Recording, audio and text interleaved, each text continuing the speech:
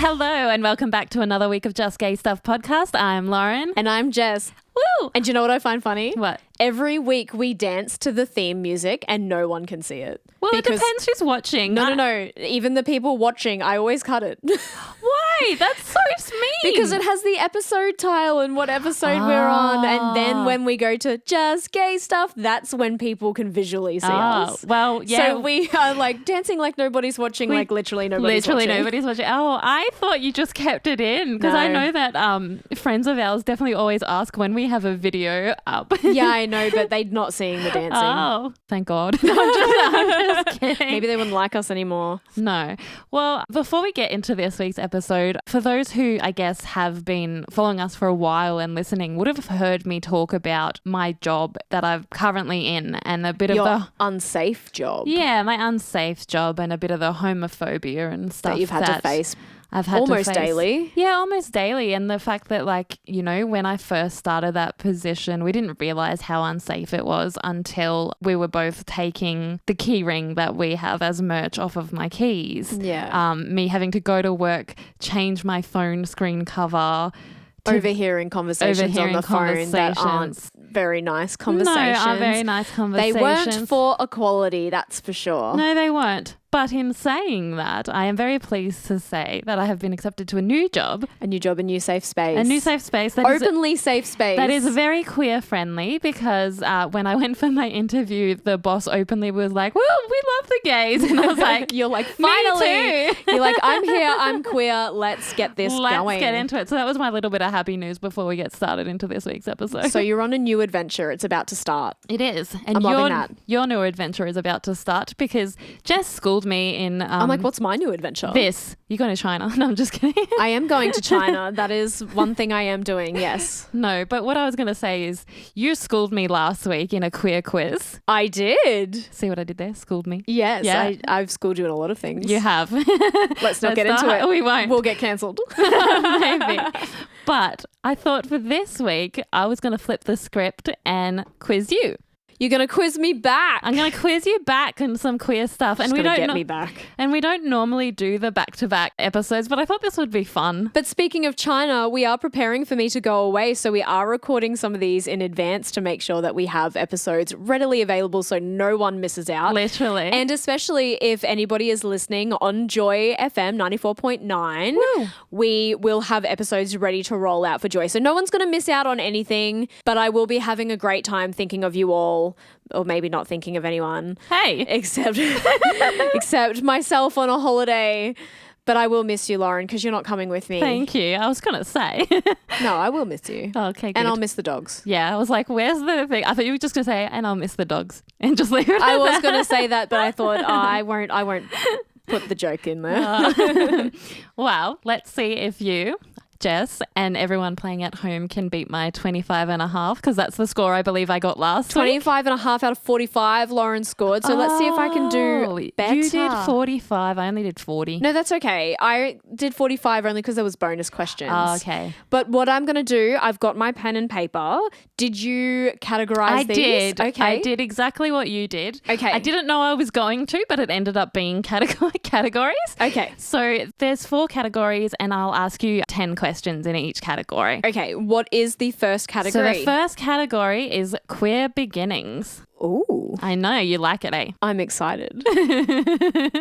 So Jess is currently writing down I'm also like, we could do a quiz about each other. Ooh, we could. And see how much we actually know about each other in the 2 and a bit years that we've been together. We should do that next. And I do think a friend of ours did suggest that. Did they? They did. We need some show writers for this show. Can I say, if anyone's got an idea, let us know, please. Send it in because we have some pretty good ideas, but then some of the suggestions we've had are actually a lot better than our ideas. So if you do have a suggestion, please write us in justgaystuffpodcast@gmail.com. We're always willing to hear from anybody. We sure are. Let's go. Well, now that the pleasantries are out the way. Yep, okay. Are you ready for question 1? I've got my category is and written. To be sure, Jess is looking at the I'm looking at my book? Notepad and not the prompter? Prompter because what am I trying to say? I don't know. I was going to say I'm not visually impaired. Yeah. You weren't as savvy as me. You didn't black out the answers. I was going to say I'm visually impaired and I couldn't read it if I blacked out the answers.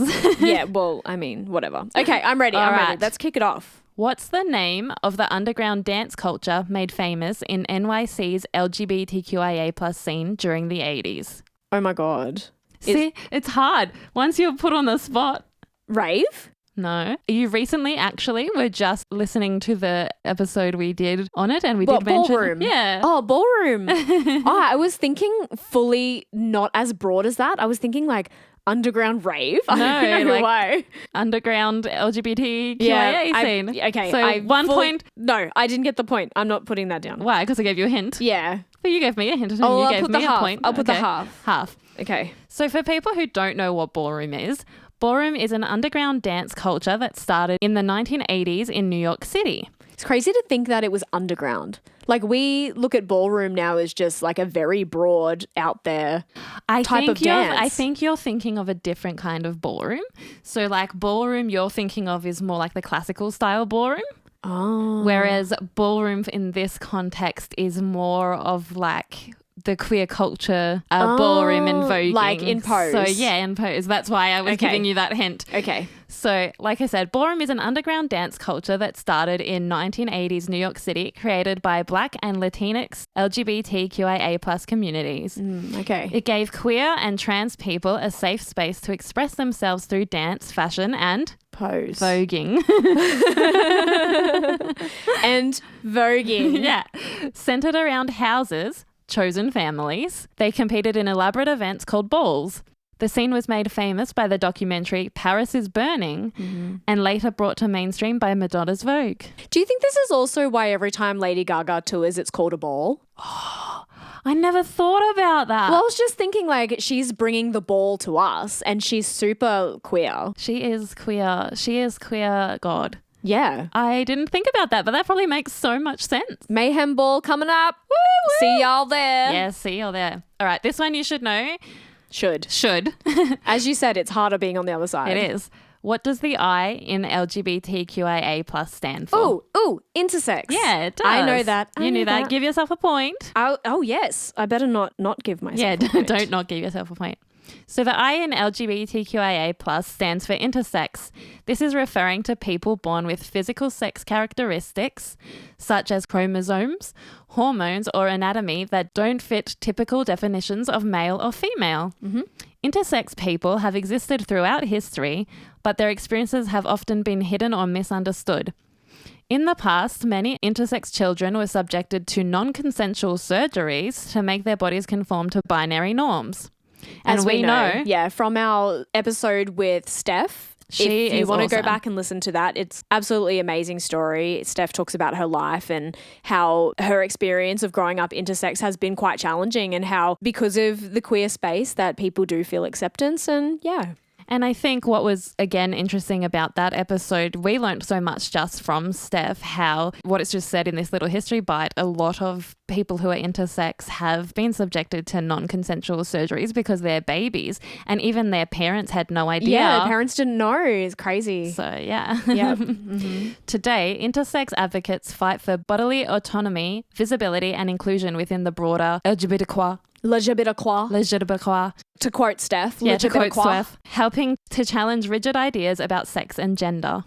It's funny because people have all these ideas about sex and gender, but they forget that there is a world of people out there that they are not representing when we talk about gender norms. Yeah. And it's ridiculous. So, broaden the spectrum, everybody. Go and talk to people and you'll see that. Well, that's what it is. We are all different and we are all the same. You know what I mean? Yeah, well, that's what it is. Even us within the queer space, we had no idea until we had that in-depth conversation. We're all Steph. different and yet we're all the same. Yeah. All right. Ready for number 3? I am. All right. You should know this one too, hopefully. Should. You keep saying this. I do.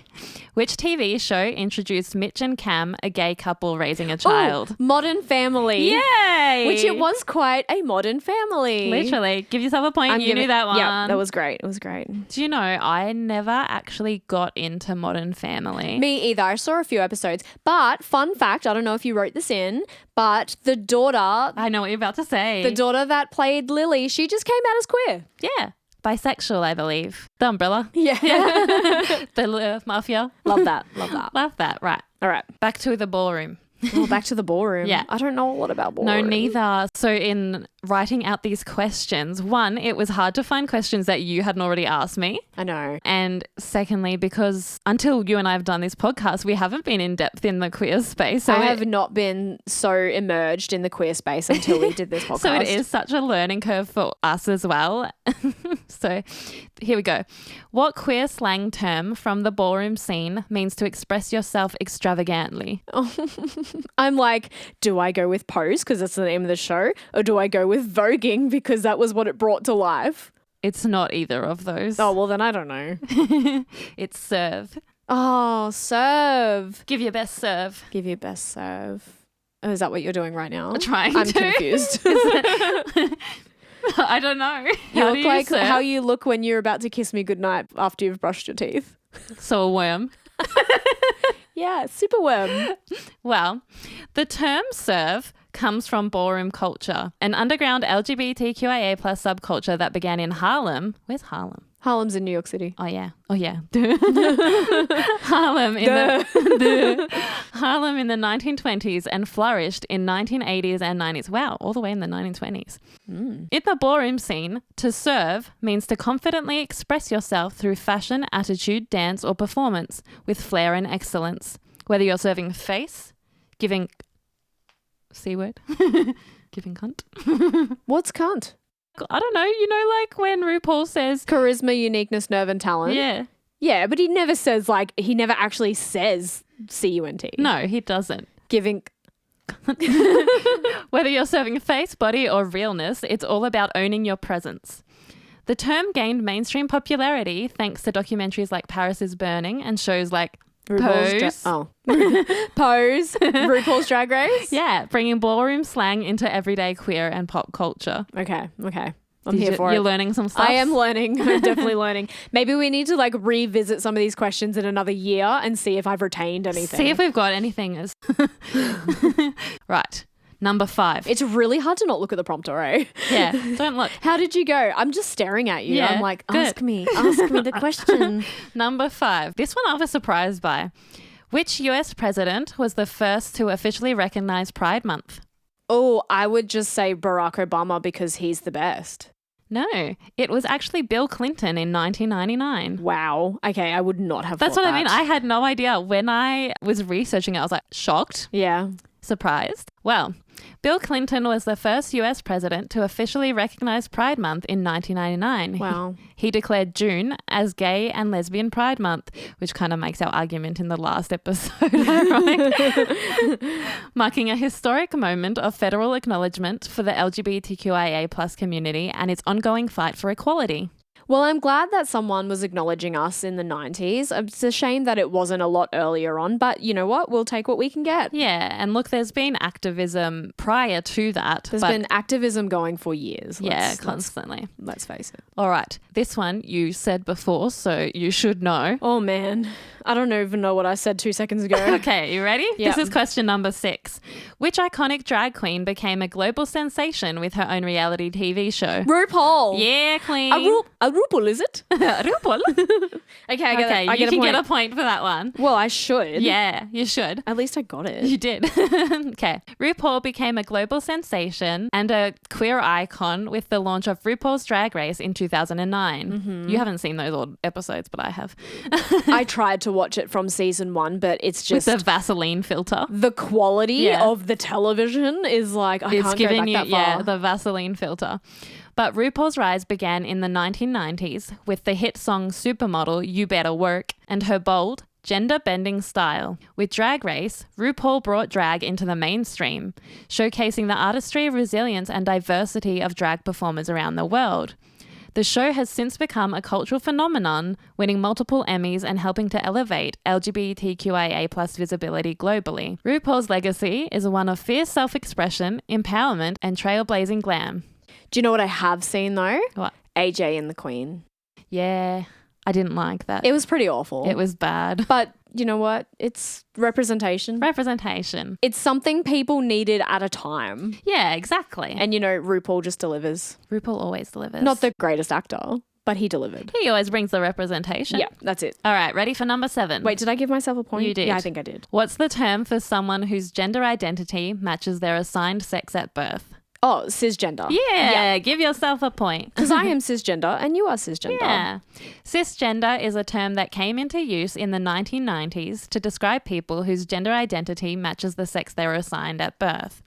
It helps distinguish between cis and transgender experiences, promoting clearer conversations around gender and identity in both activism and everyday language. Don't you think it's funny how these terms have been around for years, but they only resurface sometimes? Like cis has only really like I've only heard that word in the last 2 years. Doing this podcast. I was going to say, even though the History Bite mentioned in the 1990s, yeah, for me, I've never heard it before. I had never heard of cisgender. I think the most I had ever heard of was like homosexuality or bisexuality. The most I had heard before we really submersed ourselves in the queer community because of this podcast was literally just the blanket terms that we have been taught or we have learned from just being around society. We haven't really dove in the depths of our queerness. But then I guess that also, again, comes down to representation and people having places. And it's also the willingness of others to learn culture. Yeah. Because if it was so open, then we would all know about it. But because we've had to hide for so long. That's what I was going to say. If we hadn't had to hide. Yeah, it's fallen away and been erased. You know? I don't know if you will know this one, but I think it's a good question just to kind of give you the answer. Yeah. Who was the first transgender person to appear on the cover of Time magazine? Oh, I can give you a hint if you want. Is it someone we like? Yeah. Oh, it is someone we like. Is it Carlotta? No. Oh, no, I might know this. Wait, gimme. Because I'm like, it's not Caitlyn Jenner. No. Oh, God, no. Because I asked if we like this person, and when you said yes, I was like, okay, it's not Caitlyn Jenner. No, it's not Caitlyn Jenner. I'm going to pass because I already said an answer and it was incorrect. All right. Laverne Cox. Oh, I should have known that. Yeah. In 2014, Laverne Cox became the first openly transgender person to appear on the cover of Time magazine. The cover, titled The Transgender Tipping Point, marked a major moment in visibility for the trans community and highlighted Cox's groundbreaking role in media and activism, especially through her work on the show Orange is the New Black. Did you know, fun fact, that her twin brother played her pre-transition on the show? I did because you told me. Did I? Yeah. Oh, well, I'm telling you again. I know. Well, you're telling our listeners in case they didn't know. Very true. If anybody didn't know that, now you know, and it's because of me. All right. Okay, I didn't get a point for that. No, you did not. Is this the last question? Of this 2 more. Okay. So this is number 9 for the first category. Okay. What 1999, look, it's always the 90s, teen movie sparked controversy with a same-sex kiss between 2 girls? It's one of my favorite movies. I know. Because I've told you about Sarah Michelle Gellar and the other girl. I'll give you half a point for that. I know it. I just can't remember the title. And you haven't even watched it. No, I haven't. We'll have to watch it. Oh my God. Cruel Intentions. Yeah. Yes. I knew there was intentions. Yeah, Intentions. It's one of my favorite films. Because they were teaching each other how to kiss, right? Well, because I haven't seen it. Sarah Michelle Gellar's character is teaching Selma Blair. Selma Blair, the that's other who it was. actress you're thinking of. Yeah. How to kiss, essentially, because Selma Blair's character is a very timid and kind of naive and just like she would do anything kind of person. I love that. Teach the naive girl. Yeah. I'm putting a point for that for sure. Yeah. The 1999 film Cruel Intentions sparked controversy and pop culture buzz with a same-sex kiss between Sarah Michelle Gellar and Selma Blair. Selma Blair. Got to remember that. Yeah. Never know when you might need it for trivia. Yeah. At the time, it was considered bold and provocative. It was a very provocative kiss. Like, gave me feels. That was Lauren's turning point. Yeah. No, it was way before that. Especially in a mainstream teen movie, and became one of the most talked about scenes of the decade. Yeah, because it's a mad makeout scene. Did you see where they recreated that scene in Not Another Teen Movie where they're I like, haven't watched that. oh, so like it was kind of like the Scary Movies, how they take the piss out of movies that have been. And they did a kiss between two girls, but there was like a string of spit between them. Yeah, it was really gross. I think because it does kind of happen in this film. Oh, it does? Yeah. Okay. It's now seen as a pop culture moment that pushed the envelope on queer representation in film. Love that. Yeah. All right, here is the last question for this category. What is RuPaul's most iconic catchphrase? Oh, yeah, I'm ready to have hearses. That's one of them, but no, that's not the most iconic one. What does he say? Reading is fundamental. No, that's not it. What does he say at the end of every episode? This is your third and final chance to answer this question. Can I get a gay man up in here? No. If you can't love yourself, how in the hell are you going to love somebody else? And then it says, can you get an amen up in here? Yeah, there you go. We don't have the rights for that. Yeah, no, better shut up. All right. Okay, how well did you do? I got 5.5. Well, that's all right. That's what I got, I think, on my one. Yeah, I think so. So essentially just over half. I'll give that a 55%. All right. Okay, let's go. Category 2. Category 2. Oh, the category is, I feel like RuPaul. Oh. The category is queer icons in history. Queer icons. All right, you ready? I'm not very good with remembering names. So. That's okay. Neither am I.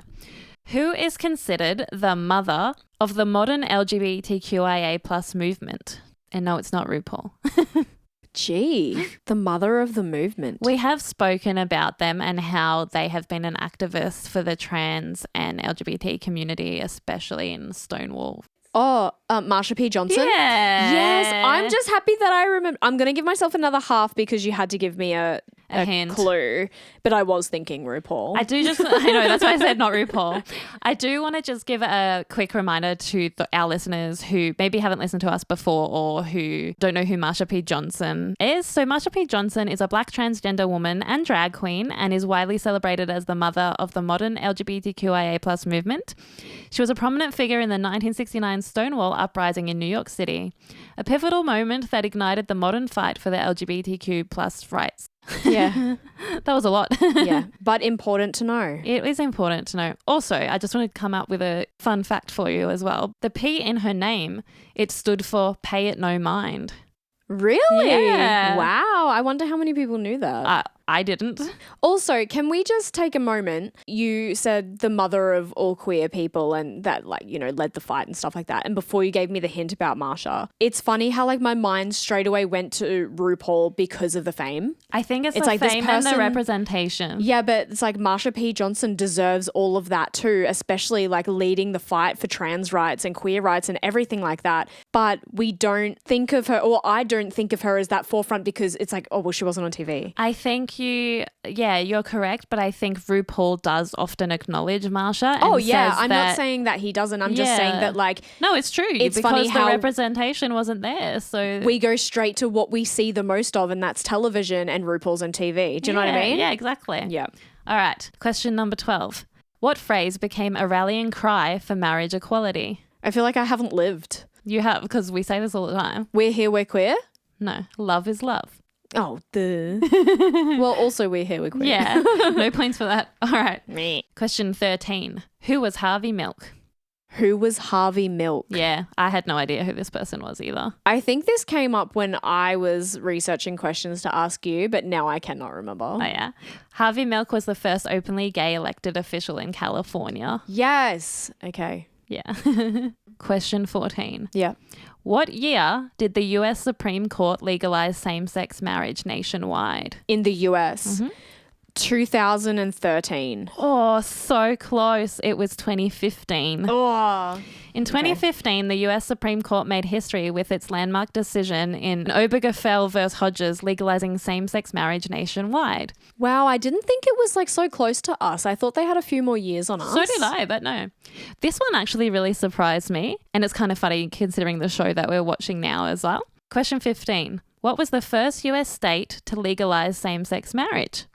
And it's not what you think. Honestly, I would think California. No, it's actually Massachusetts. Oh, Massachusetts. Boston. Would I've you never have been. thought that? Oh, is I that wouldn't it? have thought. It's Massachusetts in Boston. No, so Boston is the city. Okay. In 2004, Massachusetts became the first US state to legalize same-sex marriage. All right, number 16. Number 16. Sweet 16. You should know this one. This is an easy one. Should. You're How many saying points easy. you got so far? Half. I've got 6 points total. All right. What does the A in LGBTQIA plus stand for? I want to say asexual. And you would be correct. Oh, it is correct? Yeah. I always think I want to say this, but I think it's something different. What else did you think? Well, I think I get confused between what the plus stands for because it's like and others. And then we've added letters like S and P and I'm like, I don't know what any of that stands for. Well, you would be correct in saying asexual, but sometimes it can also stand for allies and aromantic. Oh, okay. Well, that's good to know Yeah. because I did not know that. All right. Question number 17. Wait, do I get a point for that? Yeah. Okay. You do. Sorry, I wasn't One paying and a half attention. for category 2, everybody. How are y'all doing at Yeah, I home? was going to say, how are you guys going home? Ready? Yeah. What does coming out mean? Coming out means telling somebody that didn't know you were queer that you're queer. Yeah, so openly sharing your sexual orientation or gender identity. Point for that one. Yeah. You threw in an easy one because you felt sorry for me. I did. Coming out is the act of openly sharing your sexual orientation or gender identity, often after a period of self-discovery. I think the thing that we constantly say on this podcast is you don't just come out once. No, you never come out once. You come out for the rest of your life. Yeah. So anybody who is coming out currently, unfortunately, it'll keep happening. All right. I'm going to see if you know this one, but I'm not sure. What number is this? This is number 18. Okay. I've still got time to shine. You do. Who was the bisexual singer who came out in a 1976 Rolling Stone interview? Oh. When I tell you the answer, you're going to be like, oh my God, yeah. David Bowie. Yeah! Yes! Yes. Good work, baby. This is crazy because my instinct went to female Yeah. because I feel like so many people who identify as female are so much more open with bisexuality. And I Yeah. think that's just because of how men have been treated when they've been open with Do their you think that sexuality. also comes, one, that, but then also because of the biphobia, bi-erasure type of thing as well? I don't think biphobia, but I think, maybe from like straight men Yeah. being okay with over-sexualizing bisexual women, but Yeah. they're so in fear of bisexual So how men. did you get to David Bowie? Well, I was just thinking the 70s and I was And like, then you thought Rolling Stones. who was massive in the 70s? And then you were like, if I think about someone who was like out there yeah, exactly. and openly and like like, he would was be so on the cover. androgynous. Yeah. And I know that Elton John wasn't bisexual. No. So, and yeah, Rolling Stone magazine. Duh. Yeah. You nailed it. Did you give yourself a point for that one? Yes, I did. All right. Number 19. Should have said no. Should have gained a point. No, you can't do that. That's cheating. And I know you. You like to win fair and square. I do. All right. Number 19. Okay. Which famous Egyptian ruler is speculated to have had same-sex relationships? Oh, Sorry, that threw in a hard one. that is a hard one. I feel like I know the name. Guess. Do you want me to give Is you? it like Averses or something? No. Well, it's not Ramses. No. And it wasn't Tutankhamun because he was 14 when he died. It's Cleopatra. Was it Cleopatra? Yeah. Oh, I did not think that. Cleopatra was known to have same-sex relationships. Well, I love that for her. Yeah, so no point for you. No. All right, this is the last question for this round. Okay, I'm ready. You right? Yep. Which artist gave us the anthem Same Love in 2012? Oh, fucking what's his name? Hang on. Oh, walk into the shop like what? I got a big cut. What's his name? I'll give you half a point for singing Thrift Shop. Macklemore. Yeah, there you go. I was like, it's in there somewhere. Open the memory. I'll give you an extra point if you can tell me who he's singing with. It wasn't Jess Glynn. No. It was... There's 3 people on this track. No, I don't know. Ryan Lewis featuring Mary Lambert. Mary Lambert. Yeah. Yes. All right, how well did you do on that Adam round? Lambert's third cousin. Is that who that is? No, I just made that up. I don't know. In our last episode, you were like, this person's this cousin. I know. 4.5. All right, how are we doing all together? 10 points out of 20. Was I? I'm cruising on that 50%. I mean, I don't know how well I was doing it. No, neither. At that point. Okay, All right. third category, let's go. Third category, flags, firsts, and fabulous acts. Oh no. What colours are on the transgender pride flag? Blue, pink and white. Yeah, give yourself a point. I'm going to ace this section, everyone. The transgender pride flag, created by activist Navy veteran Monica Helms in 1999, features 5 horizontal stripes, Didn't know that. Blue, pink, and white. The light blue represents traditional baby boy colours, pink for baby girls, and white stands for those who are transitioning, intersex, or identify as gender neutral. Helms designed the flag to be symmetrical, symbolising that no matter which way it's flown, it's always correct, just like being trans. That's cool. Yeah. That's really cool. I liked that bit of fact. That was cool. All right. I don't know if you'll know this one because I didn't, but bit of information. I'm ready. Who was the first openly transgender person to speak at a national political convention in the US?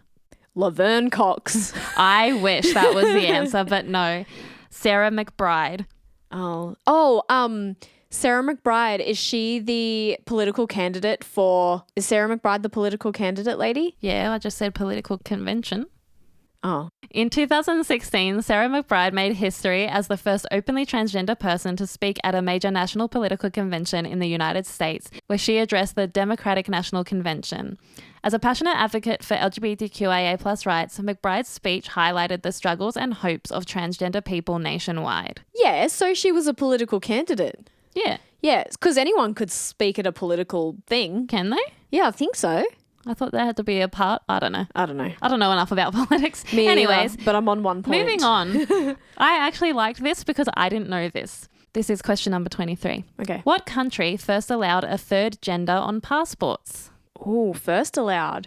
Is it a country we would go, of course they would allow it? Like kind of how Netherlands were the first to give same-sex marriages, like they're kind of progressive like that? Not really, but it is close to home. Really? New Zealand? No. Oh. Australia. Oh, you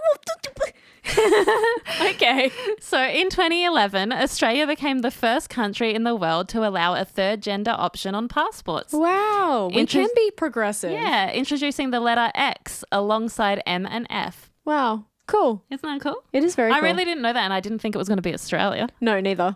Considering it took us to 2017 to legalize. To allow same-sex marriage. Wow. All right. I think you asked me a similar question in your quiz for question 24. I probably don't know the answer.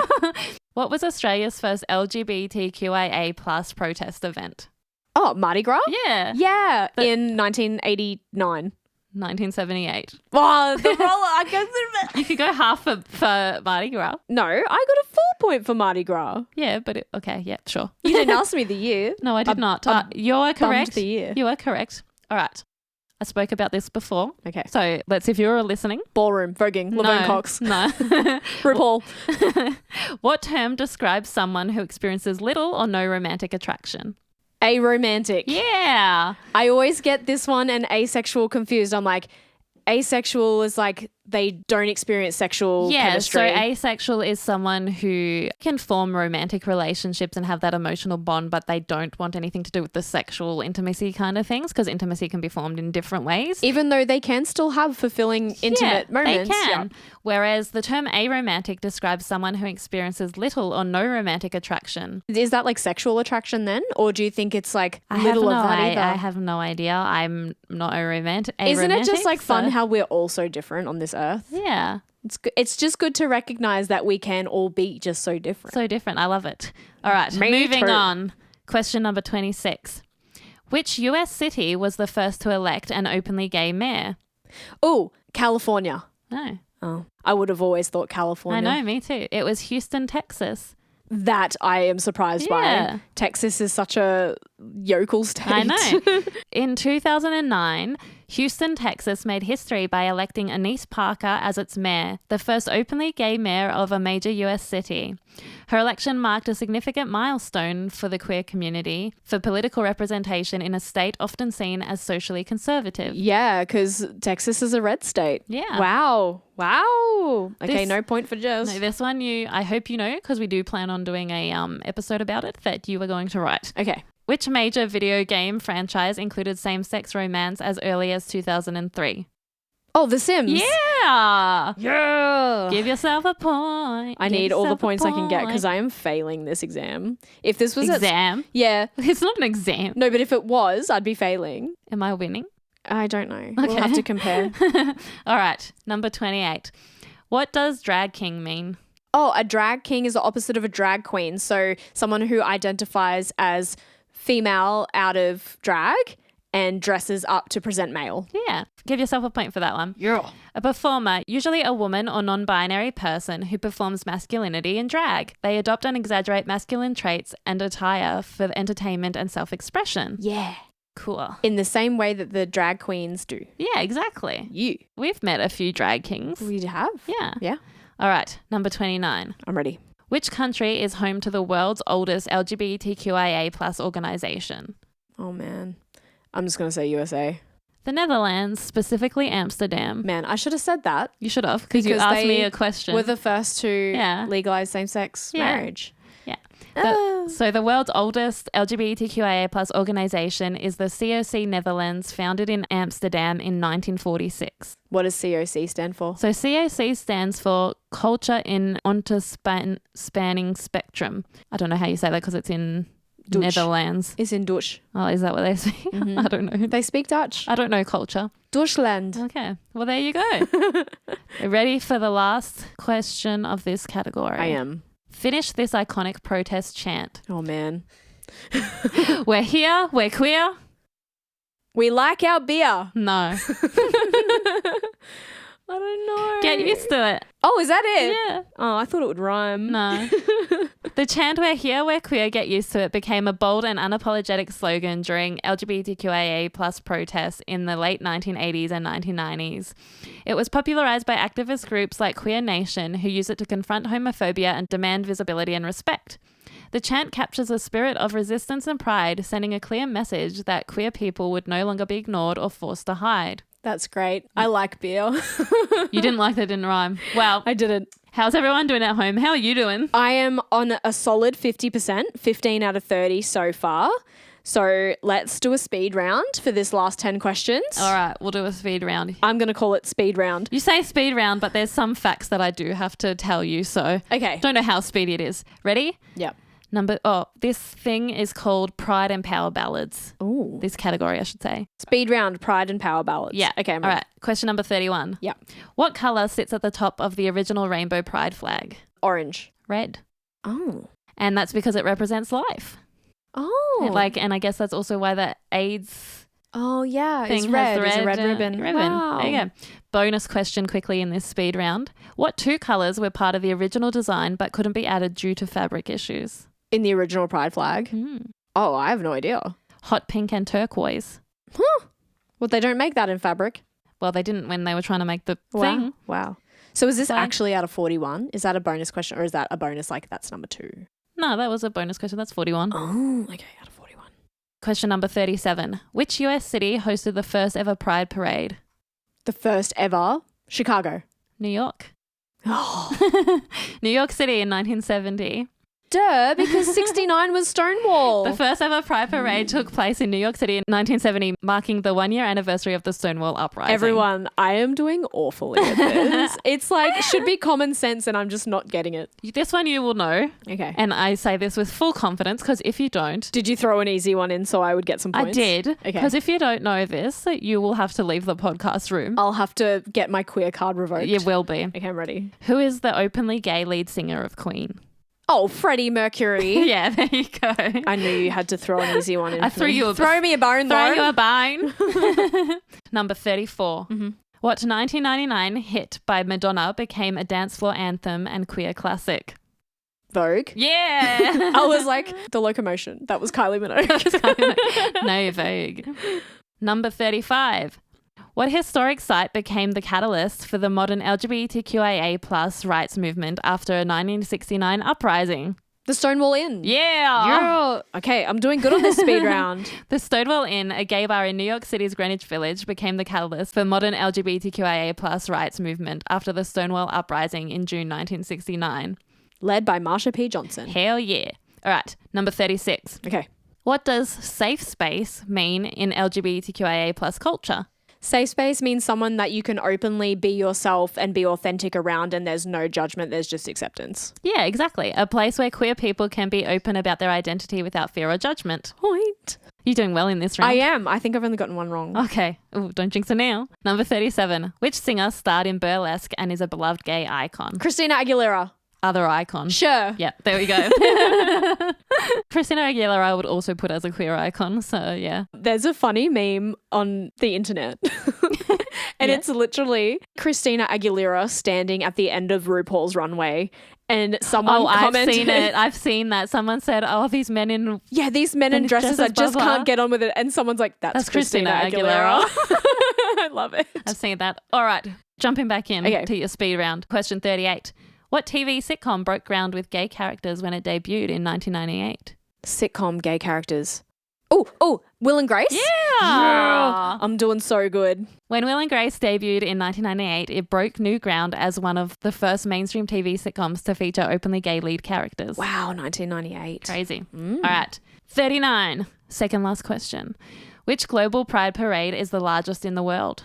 Global Pride Parade. We have spoken about this before, but to be fair, I did forget it until I was asking the question. So I don't know if you'll know. I mean, I would just say Mardi Gras, but... The Sao Paulo Pride Parade in Brazil holds the title of the largest pride parade in the world.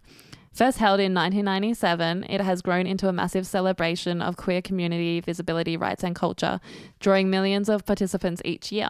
You should have asked, in which city yes, I should is have. the biggest pride parade? Yeah, well, I didn't. That's okay. I wouldn't have got it anyway. All right, final question for you. Yes. Are you ready? Yep. Who sings True Colours? Cyndi Lauper. Yeah. I had no idea that was Cyndi Lauper. Really? Yeah. Oh, there's a few covers. There's covers and I've only Casey heard Chambers sings like a good Australian version. I hated that version. Casey Chambers. I used to hate the song True Colours. Which version? Casey Chambers version. Oh, did you? Yeah. Is it because you're not a fan of her voice though? I don't know. I don't know. She has a very unique voice. You either love it or you hate I it. just hated that. But yeah, it is Cyndi Lauper. So Cyndi Lauper's song True Colours, released in 1986, She's also a gay icon. Yeah, has become a timeless queer anthem. Its powerful message of embracing one's authentic self and shining brightly in the face of adversity resonated deeply with queer communities, especially during the height of the AIDS crisis. Well, upon the ending of our quiz, yes, I think you ended up doing better than me. What? You got 25.5 out of 45. I got 22 out of 41. I thought you would have done better than me. Well, I think it's kind of maybe it's kind I of asked the you same. harder. Maybe I asked you harder questions. I guess it's kind of the same. It's about that 50%. Yeah, right? it is. Well, we should do I it enjoyed this. Me too. We should do it in another few months, maybe when we're a revision. A revision to see if we've beat our scores. We've learned anything. I think some of this I will retain. Will you? I hope so. I don't know how much I would have retained of yours. I don't know how much of my brain is a sponge. Well, there you go. That's it. That was our quiz rounds. I hope everyone had fun at home if you played along. Lauren Please and let I us know what you got because ours were halfway marks. We get about 50%. Lauren and I are going to do a quick sign off because if you haven't watched The Hunting Wives on Netflix yet, that's pretty good. There's lots of spicy scenes. It's a bit queer baity, but I'm there for the queer bit and the bait bit. So look, we're there for it because at least it's some queerness compared to the Rizzolian Isles. There's some nudity too, guys. So, if you're loving that. So please let us know what you guys got on your quiz scores, whether you beat me or Jess or one or the other, or whether it was both. Heaps of people probably beat us both. But for now, I guess you better remember to stay gay, motherfuckers!